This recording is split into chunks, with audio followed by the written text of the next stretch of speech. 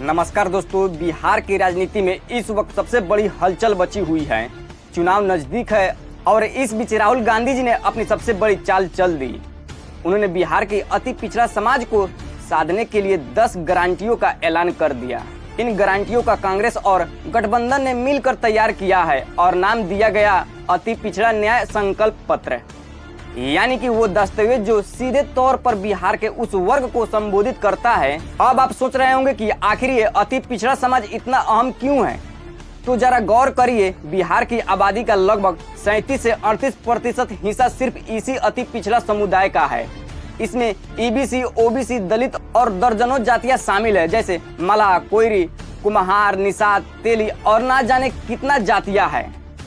इतना बड़ा vote bank जो दशकों से राजनीति की अधूरी रहा है, उन्हीं को लुभाने के लिए ये पूरा संकल्प पत्र तैयार किया गया है। और दोस्तों, यही वर्ग है जो लंबे समय से नीतीश कुमार जी से नाराज चल रहा है। 2020 के चुनाव में भी जब जेडीयू ने इस समाज के कई नेताओं को टिकट दिया तो उनमें से आधे से ज्यादा हार गए थे। अब कांग्रेस ने उसी नाराजगी को भुलाने की कोशिश की है।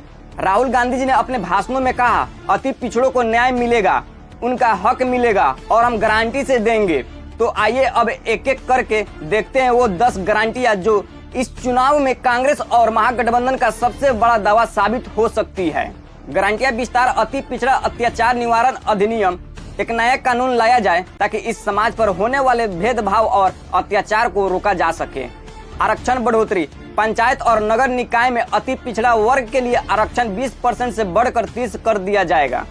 50% आरक्षण सीमा हटाने की पहल। संविधान की 9वीं अनुसूचित में संशोधन कराकर आरक्षण की सीमा 50 से आगे बढ़ाई जाएगी।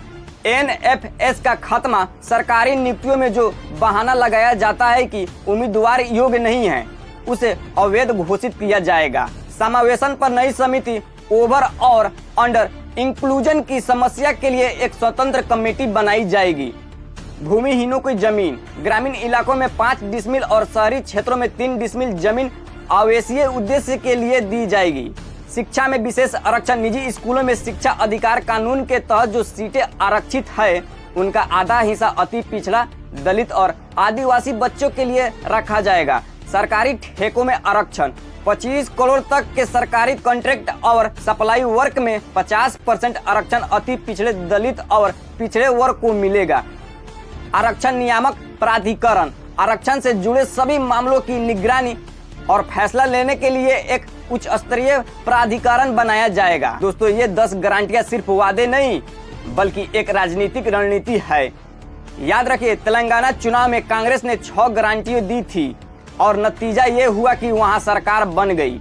यानी अब उसी मॉडल को बिहार में लागू किया जा रहा है। नीतीश कुमार जी और एनडीए को ये अच्छी तरह पता है कि अगर ये गारंटियां लोगों के दिल में जगह बन गई तो चुनाव का गणित बदल सकता है। बिहार विधानसभा की कुल 243 सीटों में से काफी सीटें ऐसी है जहां अति पिछड़ा वर्ग के निर्णायक भूमिका निभाता है। 38 सीटें एससी के लिए आरक्षित, 2 सीटें एसटी के लिए आरक्षित और बाकी सीटों पर जातीय समीकरण बहुत बड़ा फैक्टर है। अब सवाल ये है, क्या राहुल गांधी जी के ये 10 गारंटियां और बिहार के कांग्रेस और महागठबंधन को साथ दिला पाएगी, या फिर नीतीश कुमार जी और बीजेपी इस रणनीति को काटने में कामयाब होंगे? दोस्तों, बिहार चुनाव का खेल अब सिर्फ वादों का नहीं बल्कि जातीय समीकरण और जनता के नाराजगी का भी है। अगर ये गारंटियां लोगों को भरोसा दिलाने में सफल होती है तो आने वाले चुनाव पूरी तरह से पलट सकता है। अब ये देखने वाली बात होगी कि क्या अति पिछड़ा न्याय संकल्प पत्र बिहार चुनाव 2025 का सबसे बड़ा गेम चेंजर बन पाएगा या नहीं। कमेंट करके जरूर बताइएगा दोस्तों। जय हिंद।